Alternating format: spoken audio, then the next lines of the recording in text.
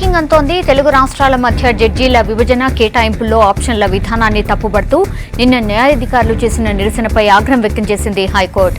న్యాయాధికారులు రాజీనామా చేసేందుకు వారిని రెచ్చగొట్టి ర్యాలీ నిర్వహించారంటూ న్యాయాధికారుల సంఘం అధ్యక్షుడు కె రవీందర్ రెడ్డి, కార్యదర్శి వరప్రసాద్లపై సస్పెన్షన్ వేటు వేసింది. తెలంగాణ, ఏపీల మధ్య న్యాయాధికారులను విభజిస్తూ గత నెల 3న ఉమ్మడి హైకోర్టు విడుదల చేసిన ప్రాథమిక కేటాయింపుల జాబితాపై మొదటి నుంచి తెలంగాణకు చెందిన న్యాయాధికారులు నిరసన వ్యక్తం చేస్తూనే ఉన్నారు. ఈ నిర్ణయాన్ని సమీక్షించాలంటూ చాలాసార్లు విజ్ఞప్తి చేసినా పట్టించుకోకపోవడంతో నిన్న పదవులకు రాజీనామా చేసి మౌన దీక్షలో గన్ పార్క్ వరకు ర్యాలీ నిర్వహించి ఆ తర్వాత గవర్నర్ను కలిసి వినతి పత్రం సమర్పించారు న్యాయాధికారులు. బాధ్యతాయుతమైన పదవుల్లో ఉండి ఇలాంటి నిర్ణయం తీసుకోవడంపై హైకోర్టు రిజిస్ట్రార్ ఆగ్రహం వ్యక్తం చేస్తూ దీనిపై కారకులైన వారిపై వేటు వేసింది.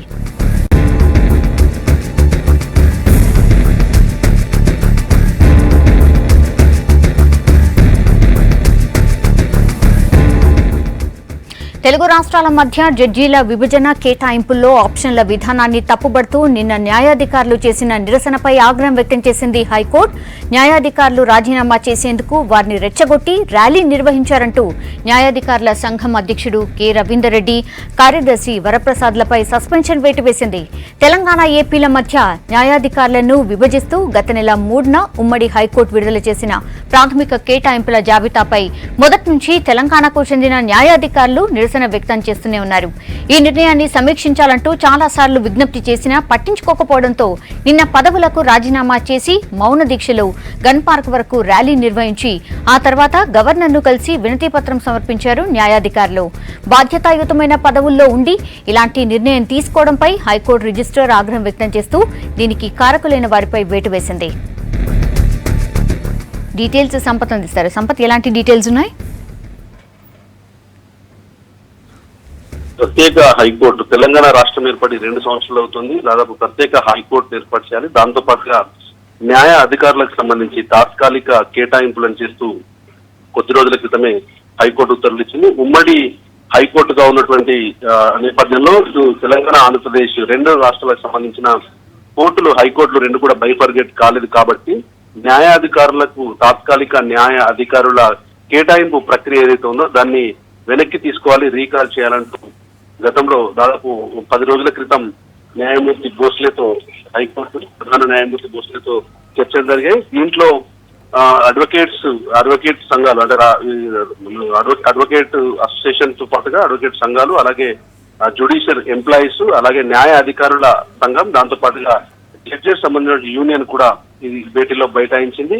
అక్కడ రీకాల్ చేయడానికి వీల్లేదు, యథావిధిగా కొనసాగుతున్నది న్యాయమూర్తి స్పష్టం చేయడంతో చేసేది లేక గతంలో చెలో హైకోర్టు కూడా న్యాయ అధికారులకు సంబంధించిన సంఘం, అలాగే న్యాయవాదులకు సంబంధించిన సంబంధం, అలాగే ఫెడరేషన్ సంబంధించిన సంఘాలు, డిఫరెంట్ ప్లాట్ఫామ్స్ లో ఉన్నటువంటి ఉద్యోగులు, అడ్వకేట్లు, దాంతో పాటుగా న్యాయ అధికారులు, జడ్జెస్ కూడా దీనికి మద్దతు పలుకుతూ బహిరంగానే మద్దతు పలుకుతూ మొత్తానికి రోడ్డుపైకి రావడం జరిగింది. గతంలో చెలో హైకోర్టు ఇచ్చిన నేపథ్యంలో కూడా ఉద్రిక్తత నెలకొంది.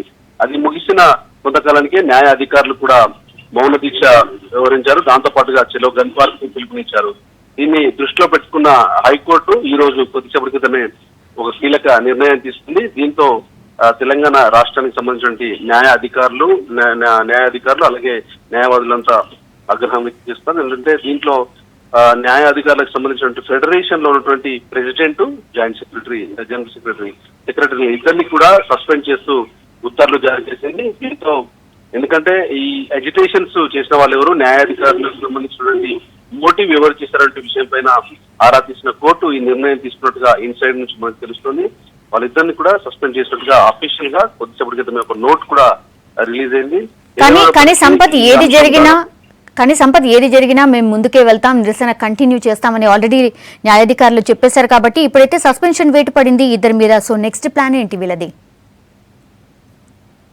అంటే దీంట్లో అంటే న్యాయమూర్తులకు సంబంధించినటువంటి అసోసియేషన్, అలాగే న్యాయ అధికారులకు సంబంధించినటువంటి సంఘం, అలాగే అడ్వకేట్లకు సంబంధించిన సంఘం, ఎంప్లాయీస్, జ్యుడిషియరీ ఎంప్లాయీస్ సంబంధించినటువంటి సంఘం, అన్ని సంఘాలు ఏకతాటిపై వచ్చి ఒకే డిమాండ్ చేస్తున్నాయి. రిక్రూట్మెంట్స్ ప్రక్రియ సంబంధించిన వ్యవహారంలో ఎలాంటి నిర్ణయం తీసుకోవడానికి వీల్లేదు. ఎందుకంటే ప్రత్యేక హైకోర్టు ఏర్పడలేదు. దానికి సంబంధించిన అంశం ఇప్పటికే పార్లమెంట్ లో చర్చ కొనసాగుతుంది. దాంతో పాటుగా గతంలో చీఫ్ జస్టిస్ కళ్యాణ్ జ్యోతి సేన్ గుప్తా ఉన్నప్పుడు కూడా జడ్జిమెంట్ ఇచ్చారు కాబట్టి అది స్టేటస్ కో కొనసాగుతుంది కాబట్టి ప్రత్యేక రాష్ట్రం ఏర్పడే వరకు కూడా దానిలో న్యాయాధికారులను కేటాయించడానికి వీల్లేదు. అలాగే ఒకవేళ కేటాయిస్తే రేషియోస్ ఏదైతే రెండు రాష్ట్రాలకు సంబంధించిన రేషియో ఉంటుందో రేషియో విధంగా దాన్ని నిర్ణయించాలి. అలాగే స్థానికతకు సంబంధించిన అంశాన్ని కూడా ప్రాతిపదికన తీసుకోవాలన్నటువంటి ఒక డిమాండ్ ఉంది. వీటన్నిటిని పక్కన పెట్టి ఒంటెకి ఒకటితో కోర్టు వ్యవహరిస్తుందనేది వాళ్ళు ఆరోపిస్తున్న అంశం.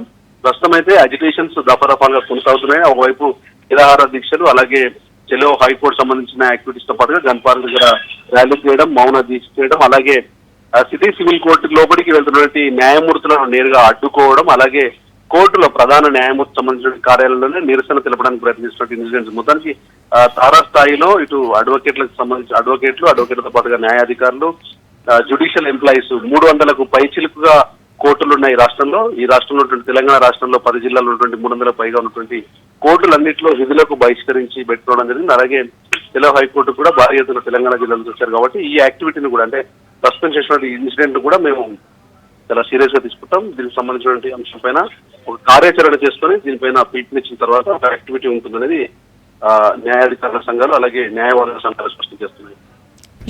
ఓకే సంపత్.